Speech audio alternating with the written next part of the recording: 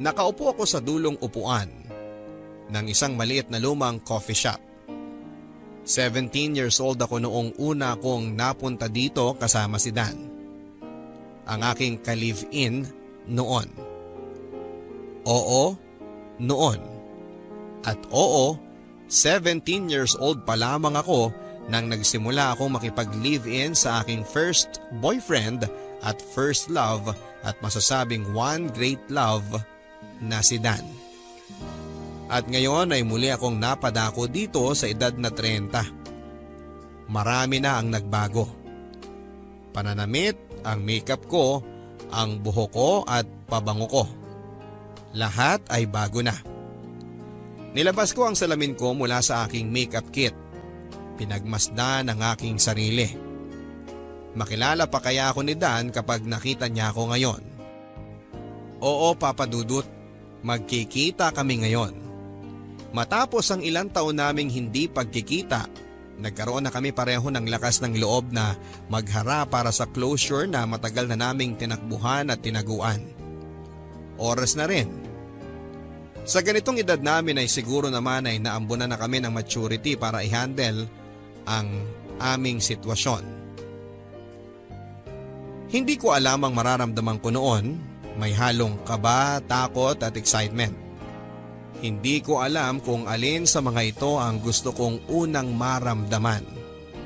Si Dan ang una sa lahat-lahat ko. Normal lang naman siguro na maramdaman ang ganito ngayon. Ganito nga rin kaya ang nararamdaman niya ngayon habang papunta sa lugar na ito. Kinakabahan din ba siya? Excited? Ano rito ang una niyang nararamdaman? Hindi ko mahulaan pero sana hindi kami nagkakalayo ng nararamdaman dahil tulad ko, alam ko, ako rin ang una niya sa lahat. Para maibaling ang aking atensyon sa ibang bagay ay pinagmasdan ko na lamang ang aking kape at ang corned beef pandesal na naging paborito ko noong 17 ako. Naalala ko pa, ito ang madalas naming umagahan at minsan ay baon pa namin sa trabaho ni Dan. Hindi kami nagsasawa dito. Paborito namin itong pareho. Kapag nakakaluwag ay nagdadagdag kami ng keso sa corned beef pandesal na yon. Sabay namin kakainin yon sa umaga habang nagkukwentuhan tungkol sa mga panaginip namin. Ang saya-saya noon. Naaalala pa kaya niya yon? Habang hinihintay si Dan, ang dami-daming alaala ang pumasok sa utak ko. Mga alaala naming pareho. Kahit na ilang taon na ang nakalipas, malinaw pa rin itong tumakbo sa utak ko na akala mo ay teleserye sa telebisyon. Aminin ko sa inyo, hindi ito nabura sa alaala ko. Ang mga binuo naming alaala ni Dan ay ang mga pinakamatamis at pinakamapait na sandali ng buhay ko. Bakit ko ito nasabi? Malalaman niyo ito ngayon kapag binalik ko na ang nakaraan naming pareho. Ako po si Rosie at 17 anyos noong nagsimulang makipag-live-in. At eto ang aming kwento. Rosie! Rosie! Patulong naman! Oh, saan mo naman nakuha ang mga monoblock na yan? Binili ko sa mall. Binili sa mall? Ha, lokohin mo pa ako. Tingnan mo ngang ang dumi-dumi oh. Pudpud na yung mga pa tsaka puro gasgas yung ibabaw. Joke lang. Binigay ni Aling Karing. Aling Karing? Yung kapitbahay natin na may karinderya. Magpapalit na raw ng mga upuan. Kaya pinamigay na niya yung iba. Itong dalawa na nga lang inaabutan ko kasi naunahan ako ng mga nasa kabilang kanto na suki niya. Walang mesa? Ito na nga lang yung inaabutan ko eh. Di bale, kapag nagkapera na tayo, bibili tayo ng mesa at mapapalitan natin yung mga monoblock na upuan na yan na mas bago at may parang, ano ba yun? Yung parang kutsyon na mauupuan? Hayaan mo. Basta masipag lang tayo eh, makakabili tayo kahit sofa pa yan. At TV. At ref? Tapos maraming pagkain yung ref. Bibili tayo ng magkakaternong baso at plato. Tapos yung kutsara tsaka tinidor na yung makakapal talaga. Hindi yung sobrang nipis na nakakasugat na ng dila kapag sinusubok. Tapos, bibili tayo ng marami pang merienda natin, no? Ay, puro pagkain na nasa utak mo, ha? Ikaw kaya una nagsabi ng pagkain, sinundan ko lang eh. Ay, yung tiyan ko. Oh. Mukhang kailangan mo na nga ng merienda. Ikaw ba naman mapagod katutupi ng mga damit na pinalondre kanina? Tingnan natin kung di mag-rally mga bulati mo sa tiyan. Sige na. Dahil alam kong napagod ka sa trabaho mo, di lilibre kita ng pandesal na may corned beef. Tapos ipagtitimpla pa kita ng matapang na kape. May pera ka pa dyan? Sa tingin ko kasya naman to basta wag na lang tayong kakain sa gabi. Ay, wag ganun. Ipanggabihan na lang natin yan. Joke lang. Meron pang natitira, huwag kang mag-alala. Magkano lang naman yung gagastusin sa meriende. Isipin na lang natin na pang-celebrate natin yun. Pang-celebrate saan? Sa pagsisimula natin sa buhay, magka-live-in. Sa pagsisimula natin sa forever? Sa pagsisimula natin sa forever. 16 years old kami noong nagkakilala kami ni Dan. Pareho kaming helper noon sa isang laundry shop pero umalis din ako kaagad kasi mas malaki yung sahod sa nakita kong trabaho sa isang bentahan ng mga segunda manong mga damit sa palengke. Naiwan doon si Dan dahil wala pa itong mahanap na trabaho. Mas malaki naman ang kinikita niya doon kesa sa akin. May extra rin siyang trabaho sa pagbabantay ng parking lot na parehas na may-ari ng laundry shop. Bukod sa tip na natatanggap niya sa mga nagpapark, libre pa ang kanyang agahan at tanghalian na bigay ng amo niya. Tapos kapag Sabado at Linggo ay nakaka-extra pa itong maging delivery boy sa mga furniture at appliance malapit sa amin. Samantalang ako ay libre na ang aking tanghalian sa bago kong pinagtatrabahuhan. Minsan kapag malaki ang naibibentang mga segunda manong gamit, ay binibigyan ako ng aking amo ng pamasahe ko. Sapat na ang kinikita naming pareho para magsama na pareho. Kaya nung naging 17 years old kami, ay nagdesisyon kaming magsama na. Bukod sa makakatipid kami ng renta, ay makakasama pa namin ang isa't isa sa pang-araw-araw. Alam kong bata kami noong nagsimula kami sa pagli-live-in. Wala pa sa tamang edad pero wala namang kumontra dahil una sa lahat ay wala namang kaming parehong pamilya na magsasabi sa amin na hindi kami pwedeng magsama. Hindi ko alam kung plano ba to ng Diyos. Planong pagtagpuin kaming pareho na iniwan ng mga magulang namin at sa mga batang edad ay natutunan namin na buhayin ang aming mga sarili. Pareho din kaming 8 years old noon. Base sa kwento sa akin ni Dan ay iniwan siya ng kanyang ina sa poder ng kanyang tiyuhin. Sabi mag-a-abroad daw pero hindi naman pala totoo. Sumama ito sa isang lalaki at doon tumira sa Mindanao. Wala na rin kasi siyang tatay at maagang namatay ang tatay niya dahil sa sakit sa atay. Wala din naman silang perang mag-ina kaya tinanggap na nila na hanggang doon na lang ang buhay ng kanyang ama. Hindi na nila nilaban pa. Ang tiyuhin niya ay isang Kristo sa isang sabungan. Madalas ay sumasama siya para matuto dahil ang sabi ng tiyuhin niya balang araw ay ipapasa sa kanyang trabahong yon. Pero hindi na nangyari yon. Dahil nung minsang nagkagulo at nagkainitan sa sabungan ay nasaksak ang tiyuhin niya. Mula nga noon ay wala nang tumulong bumuhay sa kanya. Palipat-lipat siya ng bahay na pinagkakatulungan para lamang may makain, kahit wala ng sahod. Bata pa lang ay naabuso na siya sa pagtatrabaho. Ako naman ay iniwan din ako ng aking nanay sa poder ng aming lola. At hindi ko na alam kung bakit niya ako iniwan. Mabait ang lola ko. Mahal na mahal ako noon. Sa akin na umikot ang mundo niya dahil wala na rin naman akong lolo na kasama niya sana sa pagpapalaki sa akin. Lahat ng gusto ko basta makayanan niya ay ibibigay niya. Sana nga ay hindi niya ako sinanay sa ganitong buhay dahil nung na-stroke ito ay dito na ako nagsimulang mahirapan. Hanggang sa namatay na lamang ito. Hindi ko alam ang gagawin ko noon.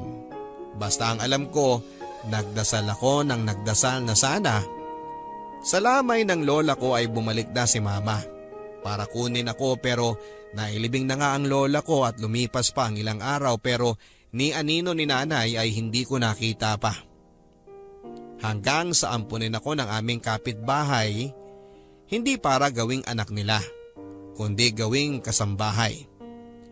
Parehas na parehas kami ng naging buhay ni Dan noon. Pareho kaming nagtrabaho sa maagang edad. Pareho kaming nawala ng pamilya sa maagang edad. Parehas na parehas kami. Kaya naman noong nagkakilala na kami ay hindi namin pinakawala ng isa't isa. Ang mga katulad namin ang nagsasama talaga.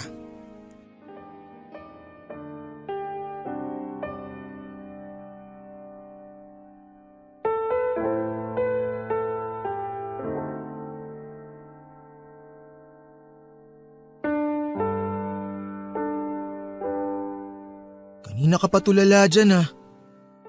Oh, uminom ka muna ng kape. May halong evap yan. Salamat. Uy, okay ka lang ba?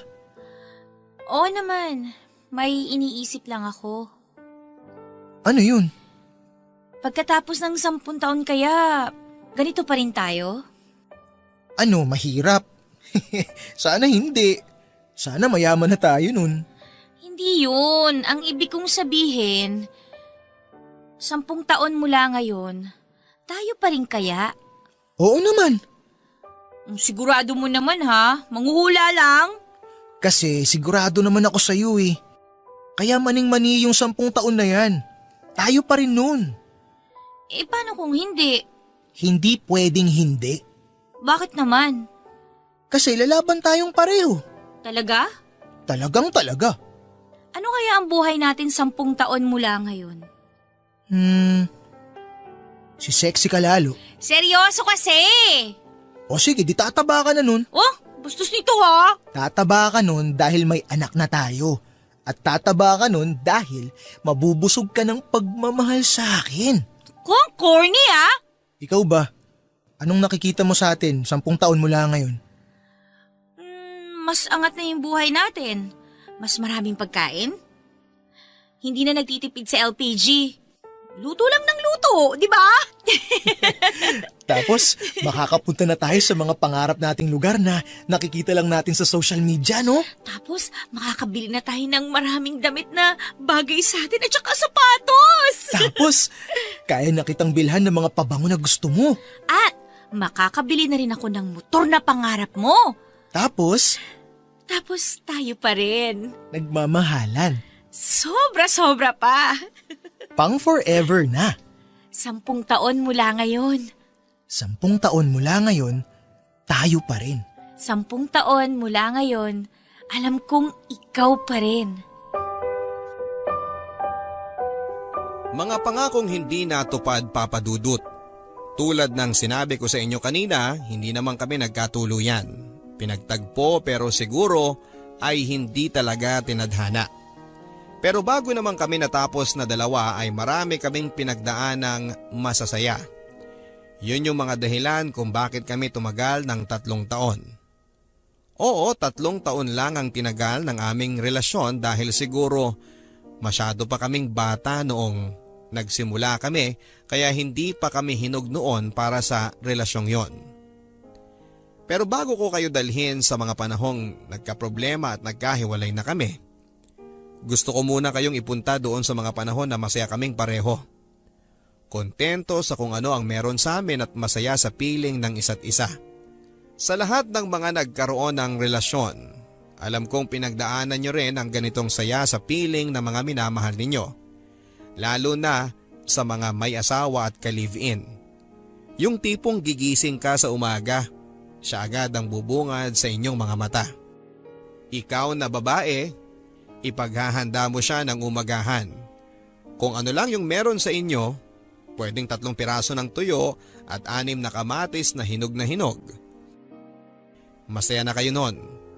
Pilit na pinagkakasya ang kakaunting tuyo na meron kayo para lamang matakpan ang gutom ninyong pareho, para may lakas kayo sa pagtatrabaho. At kapag tapos na kayong kumain, si lalaki naman ang magliligpit ng kinainan. Siya na rin ang magtitimpla ng inyong kape. Pareho kayong mauupo magkaharap at paplanuhin na ang gagawin sa buong araw at sa mga susunod. Kapag oras na para umalis, sabay kayong lalabas ng bahay na magkahawak ang mga kamay. Ihahatid ni lalaki sa babae sa trabaho at hihintayin na makapasok siya sa loob bago umalis. Habang si lalaki ay patakbong pupunta sa trabaho dahil alam niyang mahuhuli siya kapag naglakad ito ng mabagal. Ganito kami ni Dan sa pang-araw-araw. Naaalala ko, masaya ako sa ganito. At kahit nga magkasama na kami sa bahay ay panay pa rin ang teksa naming dalawa. At dapat sabay din kaming magtatanghalian.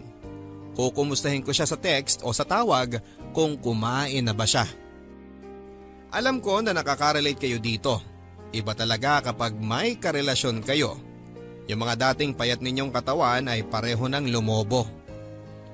Sa bandang gabi naman, dahil mas nauuna siyang matapos sa akin sa trabaho, ay nag-aabang na ito sa labas ng trabaho ko. Habang ako ay nagmamadali ng mag-ayos para makauwi na kami pareho. May mga pagkakataon naman na nag-o-overtime si Dan sa laundry shop, lalo na kapag Biyernes. Kaya naman ako na ang pumupunta sa kanya para hintayin siya. Ganito kami lagi at hindi kami napapagod sa ganito. Kapag natapos na namin ang aming mga trabaho, ay saka naman kami dederecho sa paborito naming karinderya at pipili ng aming panggabihan. Kapag tapos na kaming kumain ay saka kami maglalakad ng ilang saglit lang para magpababa ng aming kinain. Magkwekwentuhan kami sa mga nangyari sa trabaho namin. Madalas pa nga ay pinagchichismisan namin ng mga katrabaho at boss. Minsan, naglalabas kami ng hinaing kapag pakiramdam namin ay hindi tama ang ginagawa sa amin sa trabaho o kung may napansin kaming mali sa ginagawa ng aming mga katrabaho. Para na kaming mag-best friend na dalawa.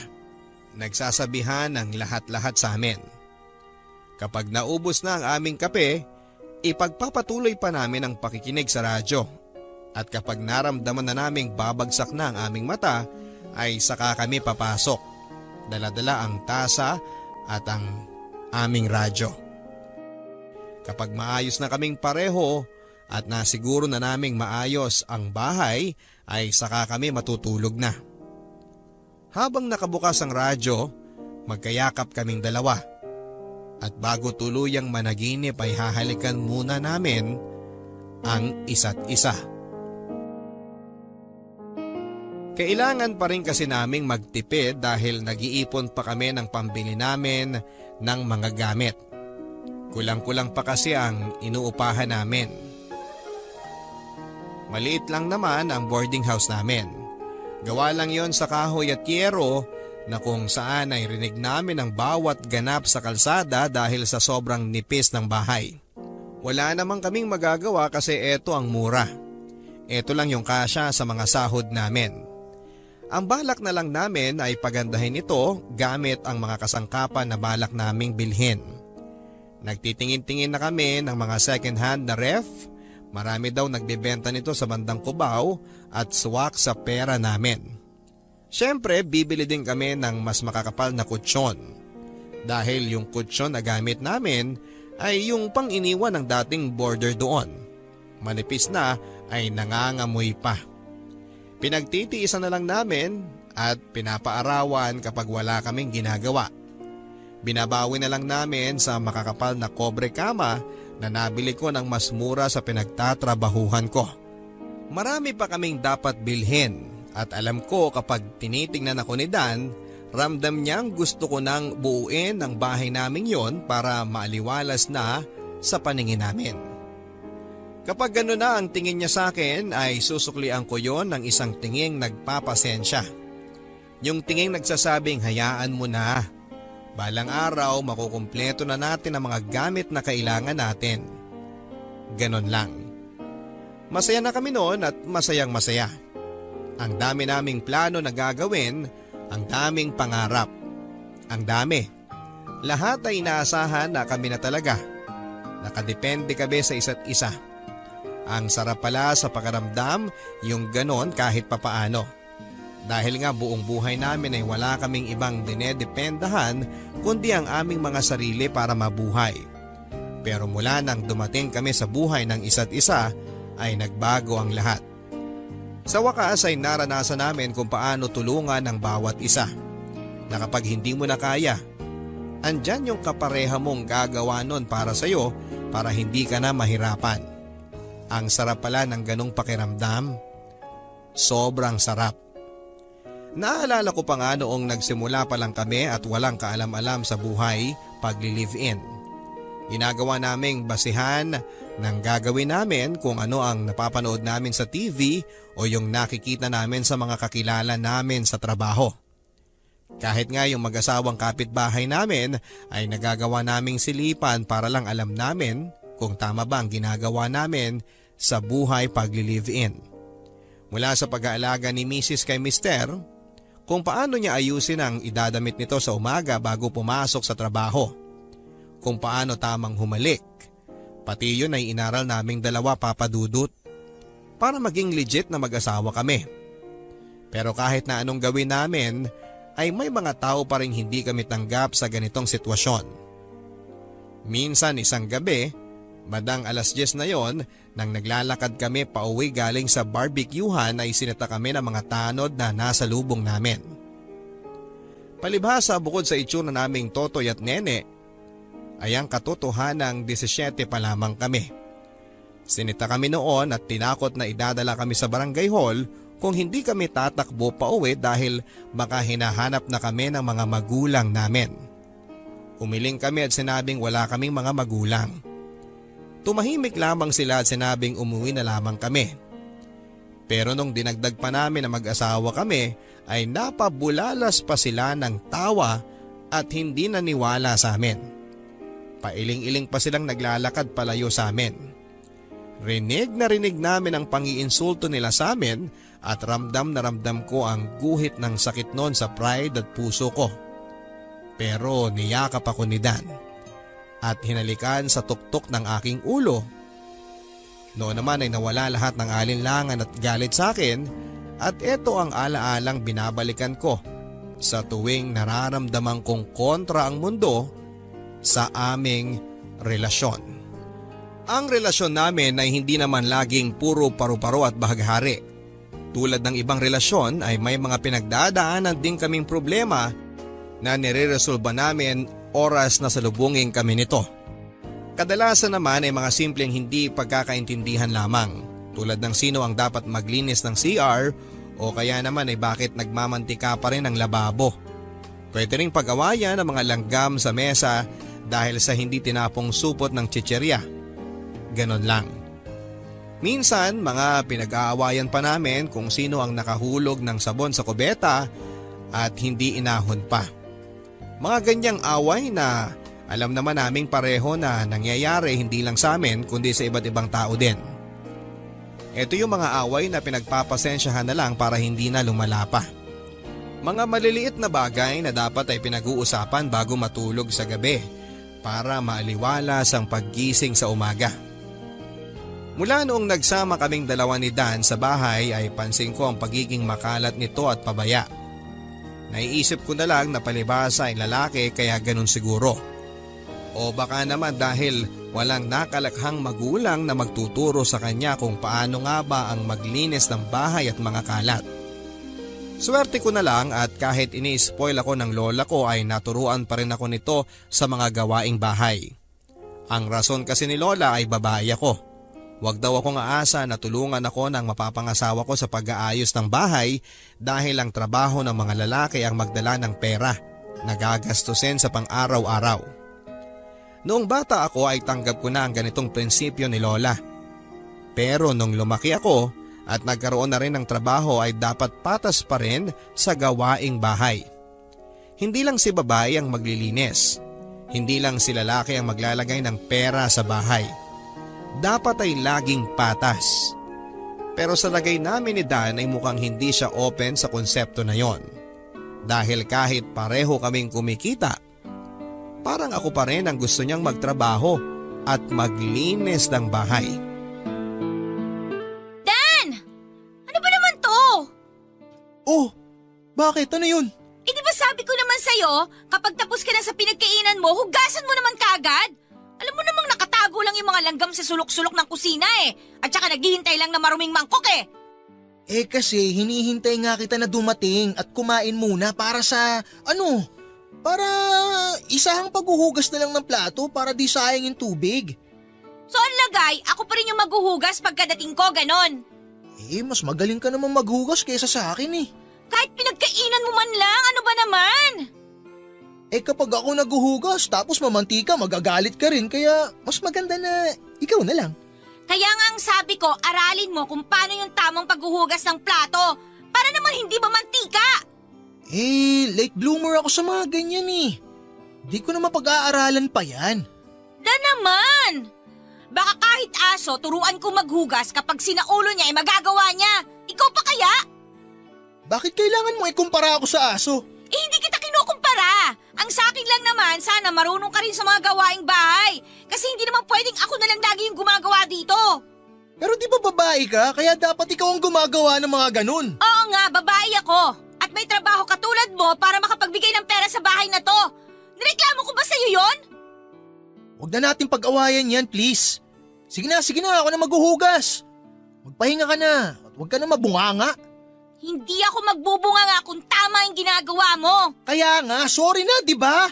Huwag nang pag-awayan, di ba? Ay nako, ewan ko sa'yo. Lagi ka nalang ganyan. Kahit mali mo, pilit mong ipinapasa sa akin para ako yung magmukhang masama. Rosie! Saan ka pupunta? Gabi na!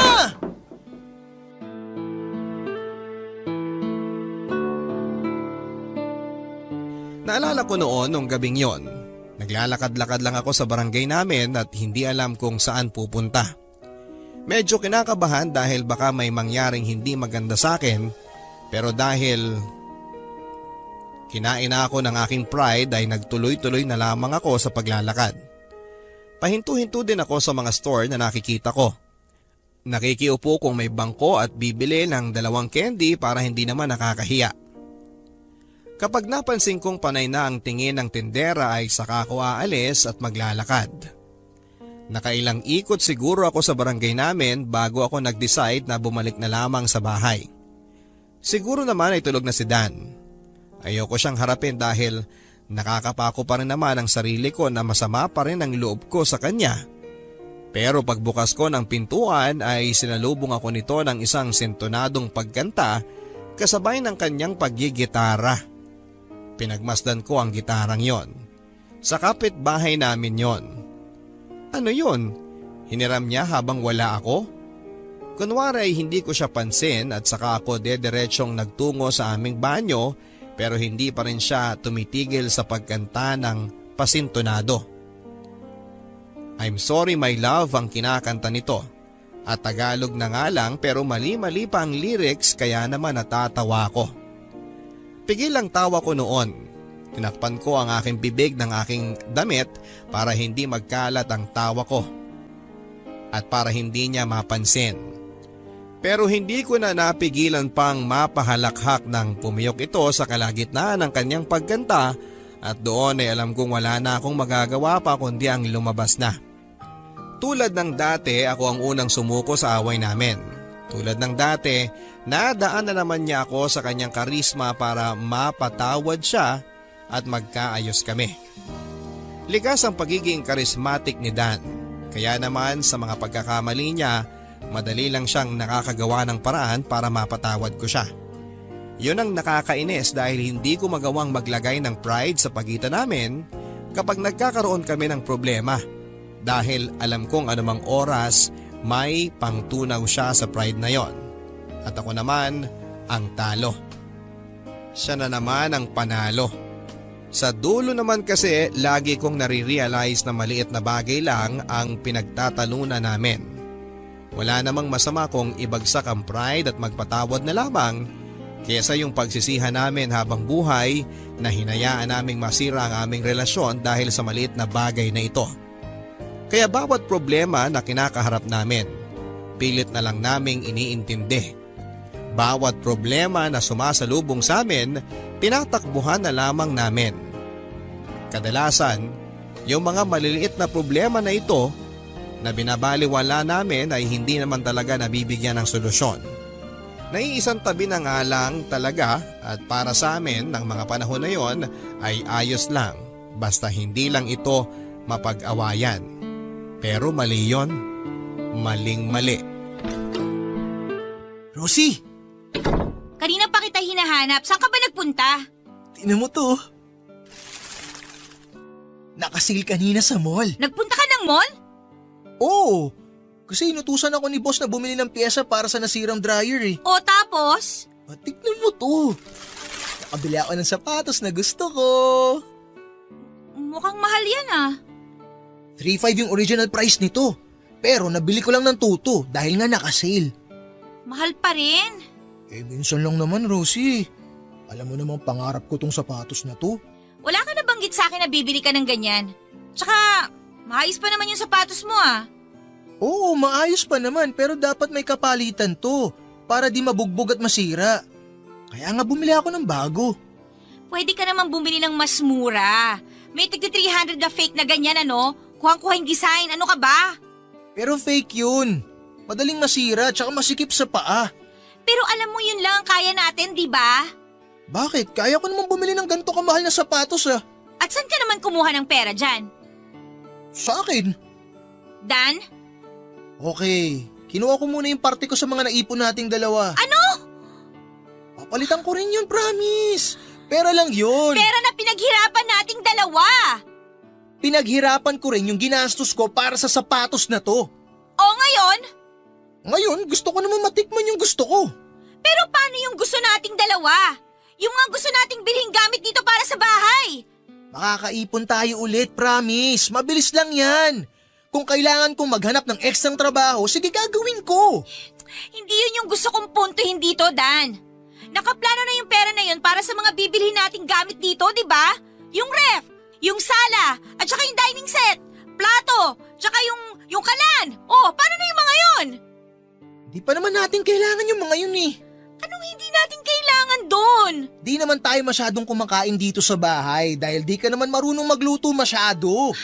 Talaga bang... Kaya di na natin kailangan ng ref para pag-imbakan ng mga pagkain. Kung gusto mo ng malamig na tubig, edi bumili tayo ng yelo sa kapitbahay. Tres lang yun. Dan, ano ba namang... Yung sala set, okay pa naman tayo sa monoblock na nahingi ko, di ba? Oh, tsaka meron naman tayo na remedyohang lamesa para pagkainan natin. Bakit pa tayo bibili ng mga yun? Kaya pa naman. Labo mo, Dan. Plano natin yun eh. At alam mong mas importante yun kesa dyan sa sapatos mo.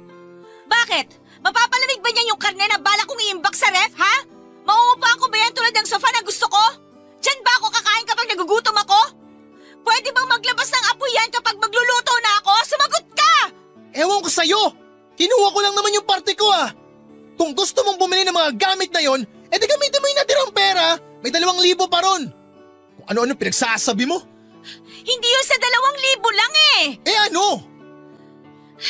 Ayoko na makipag-away sa'yo! Oh, saan ka na naman pupunta? Tulad ng dati, ang solusyon ay ibalibag ang pintuan. Kung patuloy kami sa argumentong yon, hindi kami matatapos. Hindi rin kami parehong mananalo dahil alam naming parehong may sasabihin ang bawat isa. Kailangan ko lang sigurong magpalamig. Baka mamaya ay kakalma na ako. Tulad din siguro ng dati, pag uwi ko, may nakahandang pasori si Dan sa akin. Pero sa pagkakataong yon ay binahayan din siya ng pride at hindi niya ginawa ang ginagawa niya sa akin dati kapag nagkakaroon kami ng away. Walang pagkanta, walang paggitara, pagsorry o paglalambing man lang. Naabutan ko itong tinitignan at pinipicturan ang kanyang sapatos. Tinignan kong sandali ito pero bumalik muli ang atensyon sa sapatos.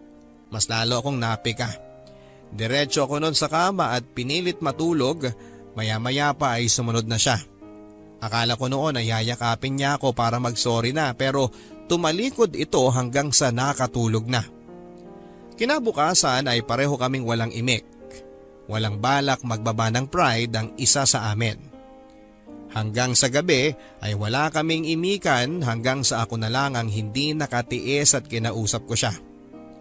Nagtanong kung may dumating na bang bill ng kuryente. Umiling siya. Doon na kami nagsimulang mag-usap na parang wala lang nangyari nung nakaraang gabi. Na isang tabi na naman ang problema. Patay mali siya. Walang nagsorry sa pagkakataong ito. Hindi na solusyonan ang problema. At sa mga sumunod ay ganoon na rin ang nangyari. Wala nang sorry-sorry kapag nagkakaroon ng away. Basta na lang tatanggapin na ganoon talaga. Hindi mag-aargumento at hindi na lang mag-uusap at iimik kapag pareho ng malamig ay saka mag-uusap tungkol sa ibang bagay na kunwari ay walang ibang nangyaring problema. Ganon kami. Pero mali yun. At dahil nga nasanay kaming pareho na iisang tabi ang mga maliliit na problemang ito, ay hindi namin napansin na magdudulot pala ito ng isang bagsakang problema sa amin. Dahil naipon ito ng naipon ay hindi namin napansin na sinisira na pala kami nito ng paunti-unti.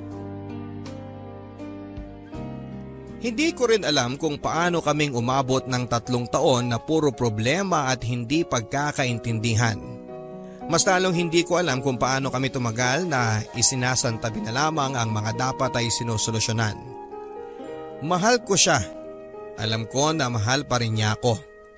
Ramdam ko pa rin naman kapag natutulog kami sa gabi at hindi niya namamalayang napapayakap at napapasabi ito ng I love you sa akin. Dahil sa panaginip? Dahil nakasanayan? Hindi ko rin alam, Papa Dudut. Basta sa akin ay ayos na yon para maisip ko din na hindi sukuan ang relasyon na yon. Sa bawat araw ay tumindi ang pagiging selfish ni Dan. Halos 100 piso na lamang ang naiaambag nito sa gastusin namin dahil mas inuuna niya ang kanyang luho. Maya't maya ay may bago itong gamit na nabibili sa mall, headset man yan o damit o bagong casing ng cellphone. Nakahanap din ito ng kainuman tuwing Sabado na nagiging dahilan para hindi ito makabangon ng maaga para makapag-date kaming dalawa. Pero okay lang, pinalagpas ko yon. Sige, ayos lang. Sumunod na nawala ay ang kanyang trabaho sa parking lot dahil nga tuwing Sabado ay mas inuuna nitong uminom at sa Linggo naman ay maghapon itong tulog. Kaya naman ang sahod na lang niya sa laundry shop ang inaasahan niya na madalas ay wala ding natitira dahil babalik tayo sa kanyang luho. Doon ay napupunta kaya sa dulo 100 piso lang ang naiaabot nito sa akin na kulang na pangbayad ng kuryente namin. Pero sige, pinagpasensyahan ko ito tulad ng dati. Dahil nga sa sahod ko na lang ako umaasa para sa mga bayarin sa bahay, ay nagkulang ito kaya wala akong ibang nagawa kundi ang gamitin ng ipon na sana ay pambili namin ng mga gamit. Pagtingin ko roon ay nabawasan na itong muli. Naisip ko marahil ay kinuha ulit ni Dan ang ibang parte roon. Sige, okay lang yon. Okay lang talaga. Kung ano man yung natira sa ipon namin, yun na lang ang pagkakasyahin ko para sa mga bayarin namin. Sana nga ay magkasya. Kung hindi man ay hahanap na lamang ako ng pag-e-extrahan. Pwede akong maging barker para sa mga taxi malapit sa isang call center na tinuro sa akin ng amo ko. Total ay malaki naman daw ang bunganga ko at malakas ang boses ko, sabi ni Dan sa akin nung nag-aaway kami. Kaya siguro pasok na akong maging barker. Hindi ko na rin sasabihin pa kay Dan na papasok ako sa ganitong trabaho sa gabi. Wala din naman itong pakialam sa akin. Mas tutok ito sa cellphone niya at bagong tablet na binili niya noong nakaraan. Kesa yung alamin kung anong ganap sa akin at alamin kung kaya ko ba ng pera ko na buhayin kaming pareho. Unti-unti ay nabago ang routine naming pareho, Papa Dudut. Yung dating pagsundo niya sa akin sa trabaho ay hindi na nangyayari pa. Basta uuwi na lang ako at madadatnang ko siyang nakahilata sa kama at ang pinagkainan niyang pinagpiestahan na ng mga ipis at langgam. Parang na-refresh ulit ang utak niya at nawala ang nakasave na usapan namin na wag hayaang may maruruming pinagkainan sa lababo. Pero sige, ayos lang. Para wala ng away ay hindi na ako magsasalita pa. Hindi na ako magbubunganga pa. Irereserba ko na lang ang boses ko sa pagtawag ng taxi para sa mga ahente. At least doon ay kikita pa ako. O bakit ngayon ka lang? Galing ako sa trabaho. Alas 7 natatapos ang trabaho mo, di ba? Alas 3 na ng madaling araw. Anong klase bang tindahan ng segunda mano yung pinagtatrabahuhan mo na yan, ha? Barker ako ng mga taxi sa call center. Kailan pa? 1 buwan na. Bakit ngayon ko lang nalaman to? Nagtatanong ka ba? 1 buwan na akong umuwi ng ganitong oras, pero nagtanong ka ba? Aba, malay ko ba kung ganitong oras rin ang uwi mo ng mga nakaraan? Kasi nga madalas tulog ka na kapag umuwi ako. Malamang alas 3 na kaya ng madaling araw. Alangan namang… Hihintay mo pa ako? Syempre hindi, di ba? Dapat matulog ka na noon kasi maaga pa ang pasok mo sa laundry shop. Di ba? Gets ko naman yun eh. Kung di pa kita mahuhuli ngayon hindi ko pa malalaman na may iba ka na palang trabaho. Pasensya ka na ha. Kailangan kong umextra. Naubos na kasi yung ipon natin. Tingnan mo. Ikaw pala ang umubos eh. O asan na yung sinasabi mong pambili ng ref, ng sala set, tsaka nung kalan? Ako nang bahala doon. Mag-iipon ulit ako.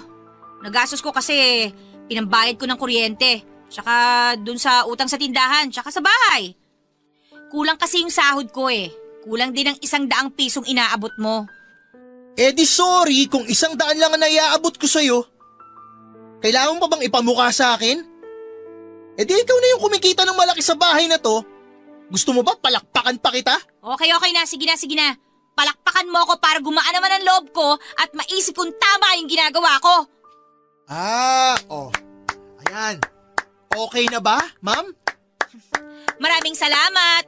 Good night.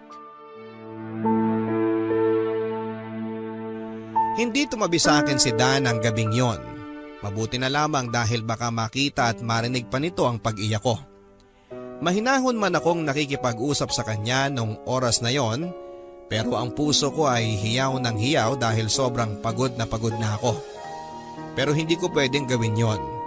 Kasi ayoko ng away, ayoko ng gulo. Lalaban pa ako, hindi ba? Yon ang pangako ko. Hindi ko susukuan ang relasyong ito kahit magkakalyo na ang puso ko sa hirap. Habang tumatagal ay lumalala ang problema namin sa relasyon namin. Mas lalo kaming pinababahayan ng pride. Mas lalo na si Dan. Dahil nga alas 3 na ng madaling araw ang uwi ko ay gumanti ito. Umaga na itong umuuwi at madalas ay lasing pa. Pero tulad ng dati ay wala pa rin akong imik. Hindi ko alam kung nananadya ba ito o ano. Bahala siya. Siya naman ang magpupuyat dahil alam niyang maaga pa ang kanyang trabaho. Hinayaan ko lamang ito. Bahala siya sa buhay niya. At dahil nga sa ganitong naging gawain niya, natanggal tuloy siya sa trabaho. Hindi na kasi ito nagigising ng maaga dahil nga sa sobrang kalasingan at puyat. Hindi ko siya ginigising bago ko umalis, bahala siya sa buhay niya. Kinaya niyang magpuyat, kayanin niyang gumising ng mag-isa. Oo, gumaganti ako kahit na alam kong ang balik ay sa akin din dahil nga sa nawala na siya ng trabaho. Ang ibig sabihin lamang nito ay ako na ang bubuhay sa aming pareho. Pero hindi pa ba ako sanay 100 lang naman ang naibibigay niya? Hindi naman kawala ng ambag nito dahil una pa lang ay hindi ko naman ramdam ang ibinibigay niyang yon dahil nga sa kulang na kulang. Kahit kailan ay hindi sumapat ang 100 piso nito. Hindi niya sinabi sa akin na nawalan siya ng trabaho. Sinabi na lang sa akin noong amo niya noong nasa lubong ako nito minsan. Tinanong kong bakit nagkaganon si Dan. Hindi lang ako nagsalita. Marahil ay nahalata nito na may problema kami sa bahay at relasyon kaya nagbigay ng payo at sinabing ayusin namin yon. Natatandaan ko pa ang sabi niya. Huwag naming hayaang sirain kami ng anay. Patibayin pa namin ang aming mga poste. Bantayan hanggat maaari dahil andyan lang ang mga anay at anumang oras ay aatake ito kapag hindi nabantayan. Sa mga sinabi niyang ito ay napaisip ako. Matagal na kaming inaanay. Matagal nang inaanay ang mga poste ng relasyon namin. Aayusin pa ba namin yon? May pag-asa bang maayos? O tulad ng ginagawa ng iba sa mga inaanay na poste at kagamitan, sirain na lang bago madamay ang iba.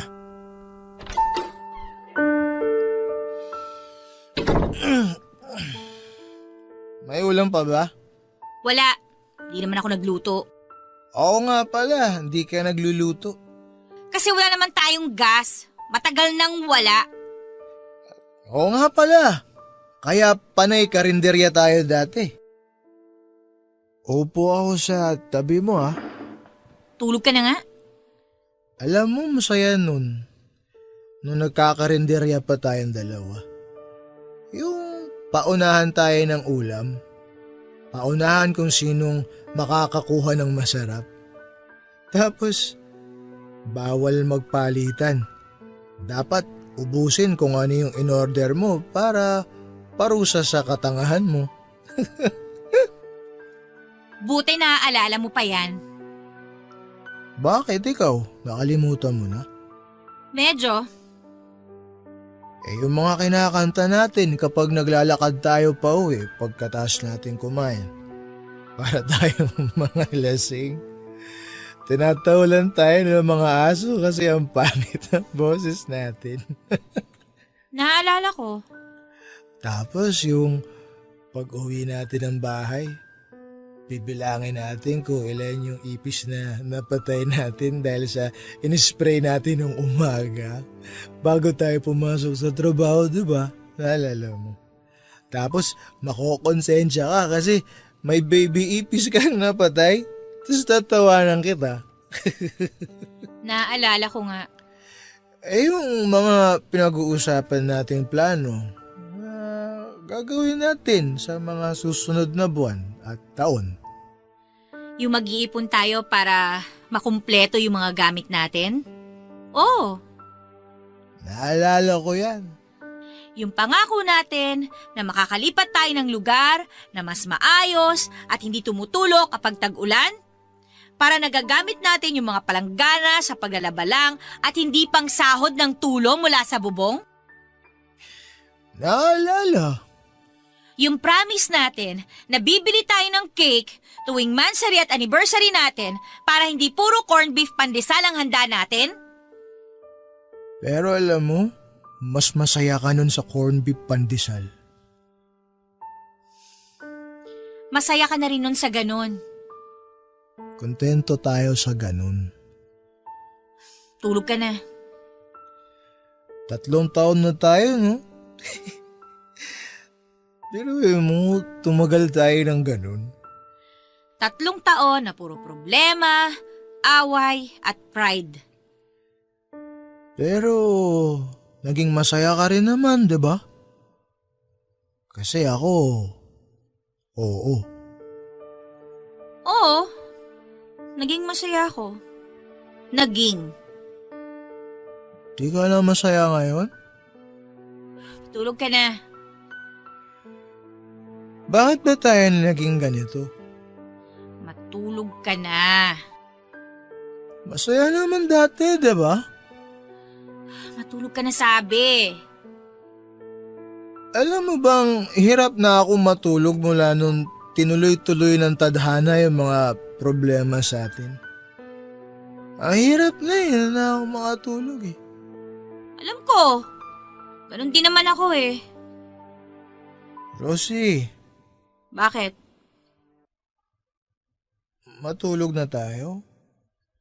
Sige.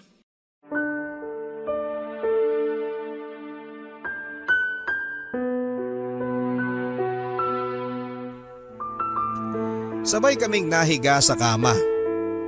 Sa mga unang minuto ay nagpakiramdaman kaming dalawa kung sino ang unang magpapatalo sa antok. Nakapikit kaming pareho pero ramdam ng bawat isa sa amin na hindi pa kami dalawin ng antok. Siguro 2 oras ang lumipas bago may isa sa amin ang bumigay na sa tulog. Si Dan yon.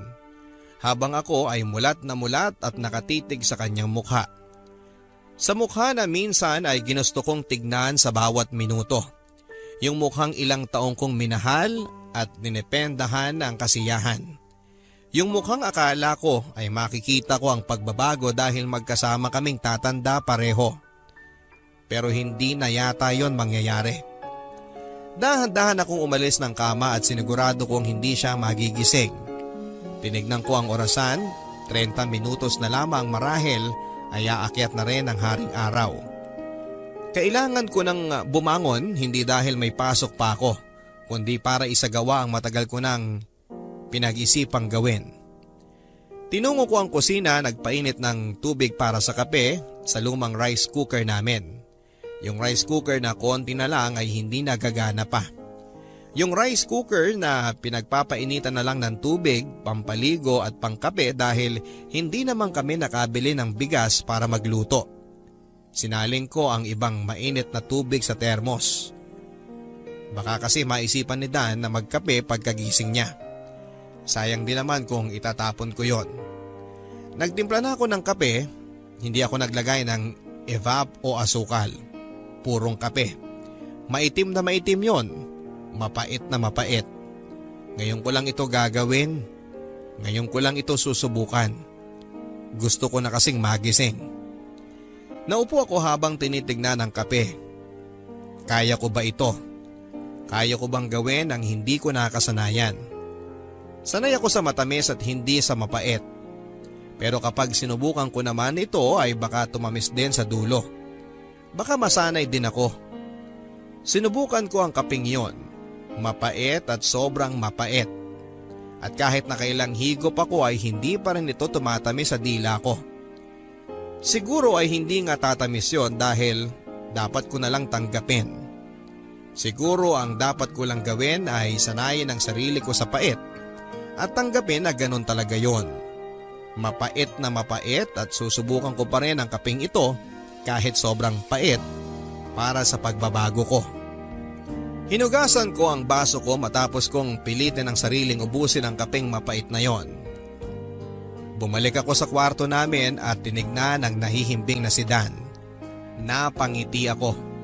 Bigla ay bumalik ang matatamis naming alaalang dalawa pero kasabay ng pagtitig ko sa kanya ng matagal ay unti-unti itong napalitan ng mapapait na alaala at hindi ko alam kung masasanay ba ako sa ganong klase ng pait o hihintayin ko ulit na tumamis ang lahat. Tatamis pa ba? Sa tingin ko ay hindi na. Kinuha ko ang backpack sa cabinet. Backpack na napuno na ng aking damit na kailangan ko para sa plano ko. Kinuha ko lang ang kailangan ko. Yun lang naman ang dapat. Hindi ko na kailangan ng maraming bitbit sa gagawin ko. Baka makadagdag lang ito sa bigat ng dibdib ko. Oras na para gawin ko ito. Matagal ko nang pinag-isipan. Oras na para isabuhay ko. Aalis na ako. Aalis na ako sa bahay na minsang naging matamis para sa akin pero sa huli ay naging mapait na. Bitbit ang backpack ay muli at huli kong pinagmasdan si Dan. Isang tingin na nagpapaalam na at nangakong hindi na lilingunin pa. Isang tinging natatakot pero isang tinging alam kong ito ang dapat gawin. Pareho na kaming naging anay sa poste ng bawat isa. At kung hindi aalis ang isa ay pareho kaming masisirang dalawa. Paalam Dan. Salamat sa 3 taon. Salamat sa tamis at sa pait.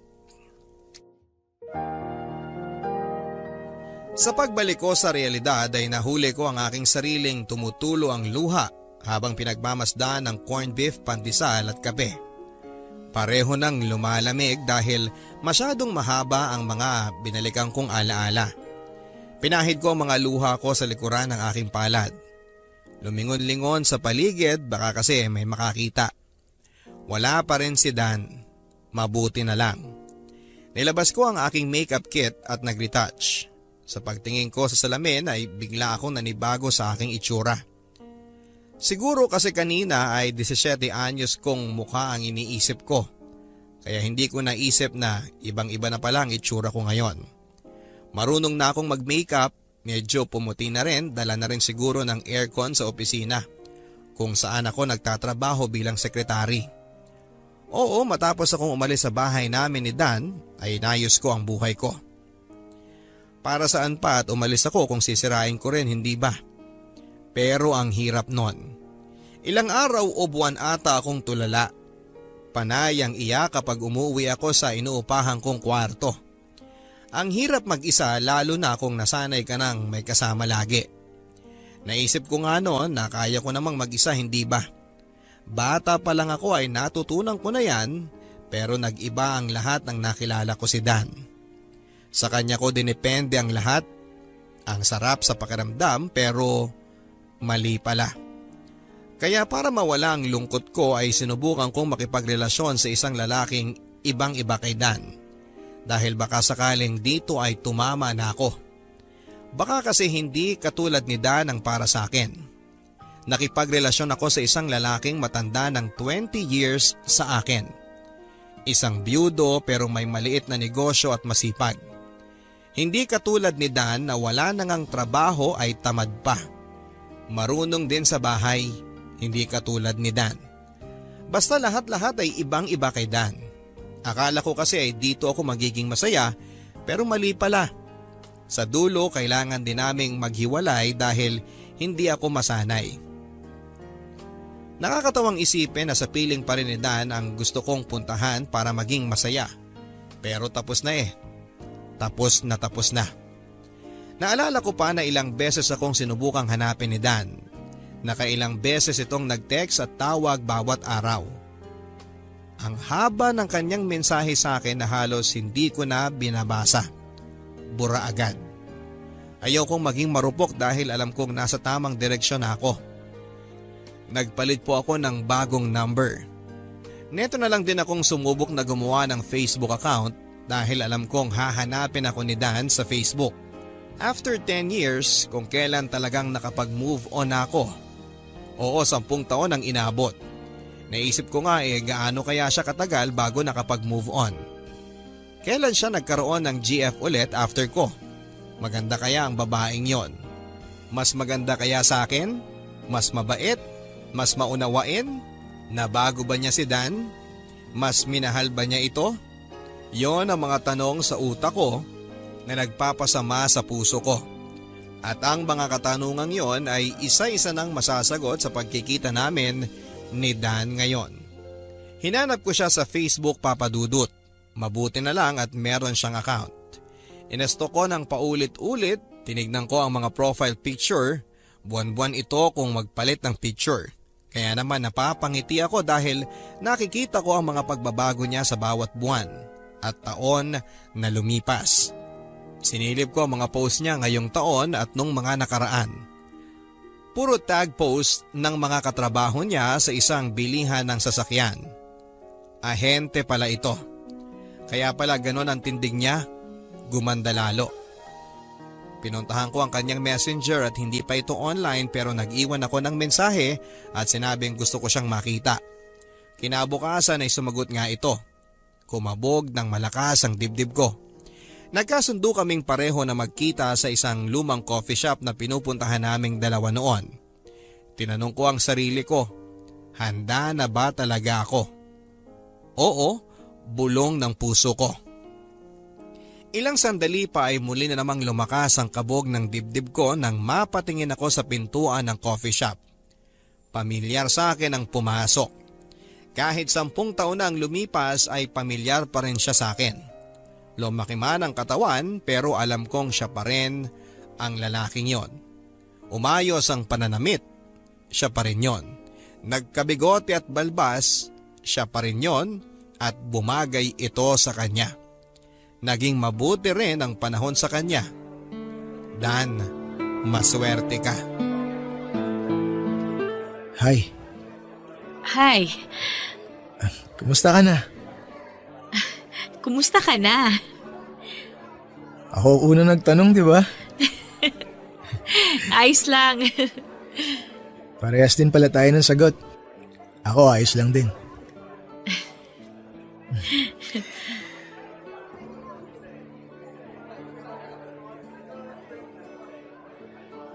10 years. Oo. Wow. Ang tagal na pala, no? Kaya nga eh. Parang kailan lang magkasama tayo nun sa bahay tapos... Nag-aaway. Bago yung mga away, masaya tayo magkasama. Karinderya dates natin, no? Oo, yung mga date natin sa park noon tapos meron lang tayong lalagyan ng kape. Yun lang yung baon natin. Solve na tayo. Tapos may candy sa bulsa. Pantawid gutom, ano? Correct. 10 years na pala yun, no? Wala nung iwan mo ako? Oo. Napatawad mo na ba ako?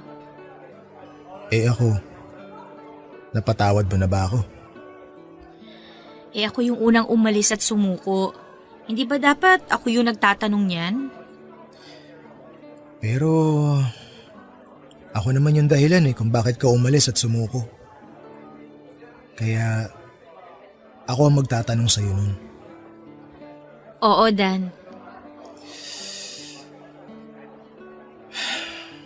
Kung ako naman ang tatanungin mo, oo, syempre. Napatawad na rin kita.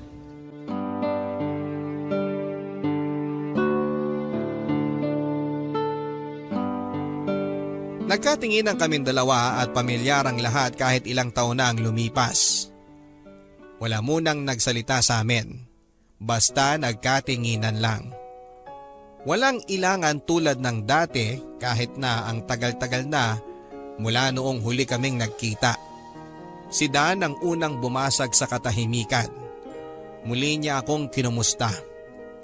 Hindi ko alam ang isasagot ko kasi nakasagot na ako kanina pero nagsabi na lang ako sa mga pangyayari sa buhay ko after kong umalis sa bahay namin.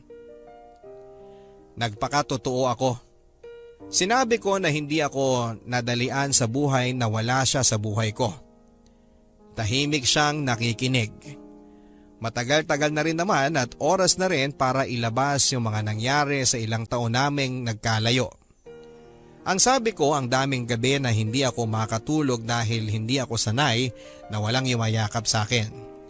Hindi ako sanay na walang kaagaw sa kumot na dati naming ginagawa lalo na kapag pasapit na ang madaling araw sa mga buwan lalo na ng Disyembre hanggang Pebrero. Matagal din akong hindi tumikim ng kape. Sabi ko sa kanya ngayong taon lang ulit ako sumubok magkape nang alam kong kaya ko nang tikman ng pait. Ang sabi ko sa kanya ay parang wala nang lasa ang init at ang kape para sa akin mula nang hindi na kami nagkasama. Nakatingin lang si Dan habang sinasabi ko yon sa kanya. Hindi ko alam kung ano ang tumatakbo sa utak niya. Ganon din ba siya? Tulad ko ay nahirapan din kaya siya. Oo, yun ang sagot niya. Nahirapan din siya noong nawala ako sa buhay niya. Ang kwento niya sa akin noong gumising siya bandang tanghali na akala niya ay pumasok lang ako sa trabaho kaya hindi naman siya kabado na wala na ako. Wala siyang kaalam-alam. Uminom pangaraw siya kasama ng kaibigan niya. Umuwi siya madaling araw tapos ay napansin niya na wala ako. Kaya natulog na lang siya. Nang magising siya ay wala pa rin ako. Naisip niya na baka hindi niya namalayan na dumating ako ng madaling araw at hindi na rin niya namalayan na umalis ako papunta ng trabaho. Wala siyang kaalam-alam na wala na pala ako. Lumipas ang 3 araw na ganon. Saka pa lang niya nahalata na wala na nga ako. Doon ay sinubukan niya akong hanapin, kontakin pero wala.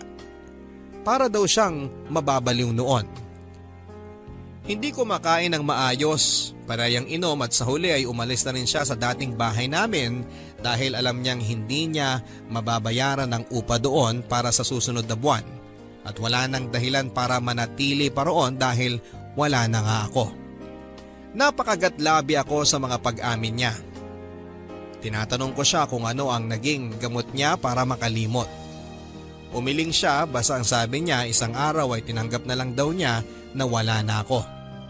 Hindi na ako babalik. Doon niya sinubukang bawiin ang dating siya. Ayusin ang dating siya.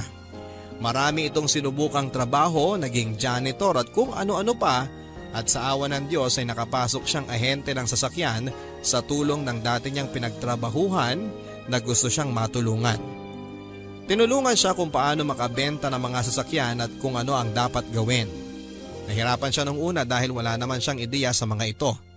Pero nung naisip niyang kailangan naman niyang ayusin ang buhay niya ay inaral niyang mabuti ang lahat ng aspeto. At heto nga, maayos na siya. Masaya na, napangiti ako habang nagkukwento siya. Natahimik kaming muli at hindi ko alam kung sino sa aming dalawa ang nagsimula ulit magtanong. Nagkatinginan at nagkangitian. Parang hindi na kailangan magtanong pa at ungkatin ang nakaraan. Hayaan na lang namin yon kasi kahit na ano naman ang paghahalungkat namin sa dati ay hindi na yon mahalaga sa ngayon dahil magkakaiba na kami ng buhay. Magpasalamat na lang kami na naging parte kami ng kahapon ng bawat isa. Alam ko na sa isip ninyo, dapat ay magtanong pa dahil kailangan ng closure. Pero para sa amin ay matagal na kaming nagkaroon ng closure. Yung pagtanggap na hanggang doon na lamang ang relasyon namin. Para sa amin ay yun na yung closure na kailangan namin. Bale, saan ang lakad mo ngayon yan? Mag-grocery lang ako. Masyado ata maaga natapos yung pag-uusap natin Hindi naman kasi kailangang pahabain pa eh.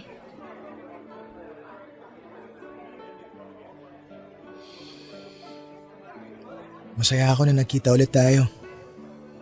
Pagkatapos ng 10 taon. Dan, Ano yun? sorry tsaka maraming salamat din. Ha?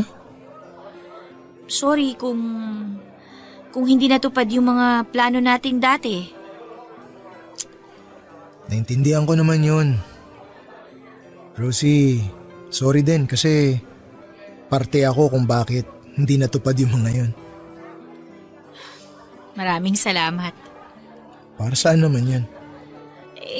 Maraming salamat kasi pumayag kang magkita tayo ngayon. Rosie, Oh, salamat sa in-order mong corned beef pandesal para sa akin wala yun.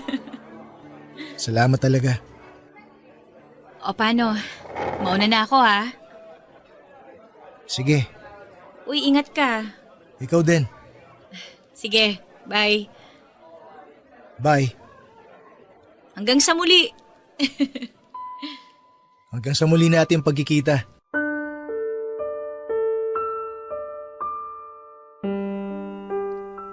That's it.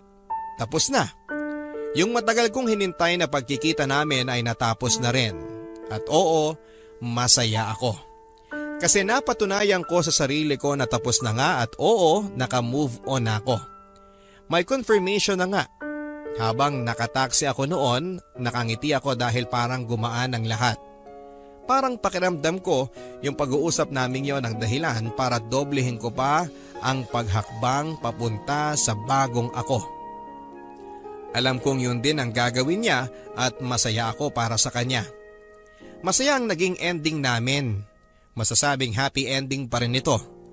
Kasi para sa akin ay hindi ko naman kinonsider talaga na natapos ang storya namin nung time na umalis ako sa dating bahay namin. At nung tinapos ko na ang relasyon namin. To be continued yon para sa akin at ngayon yung pagkikita namin ang continuation. Ang totoong ending at masaya ang ending na yon. Yun ang ending para sa akin. Hindi na naulit ang pagkikita namin yon. Wala ni isa sa amin ang sumubok na magtanong ulit kung pwedeng magkita pa at magkape. Kasi para saan pa? Tapos na naman. Para sa akin ay sapat na ang una at huli naming pagkikita sa lumang coffee shop na yon para tuluyan ang isara ang aming mga libro. Wala na po akong balak pang idagdag siya sa panibagong libro ng buhay ko. At alam kong ganon din siya. Kanya-kanya na kaming pagsulong ngayon sa buhay na hindi nakadepende sa bawat isa. Tanging pasasalamat na lang ang meron ako sa puso ko para sa kanya dahil ang mga naging chapter niya sa buhay ko ang totoong bumuo sa libro ng buhay ko na kung wala yon ay hindi ko alam kung saan ako patungo. Siya ang nagbigay ng direksyon sa akin at habang buhay kong ipagpapasalamat yon. Maraming salamat sa iyo Papa Dudut sa pagbabahagi ng aking kwento o mas magandang sabihin ang aming kwento ni Dan sa inyong mga tagapakinig. Sana kahit papaano ay nasamahan nyo kaming ngumiti at umiyak hanggang ngumiti ulit sa pagtatapos ng aming kwento. Nagmamahal, Rosie.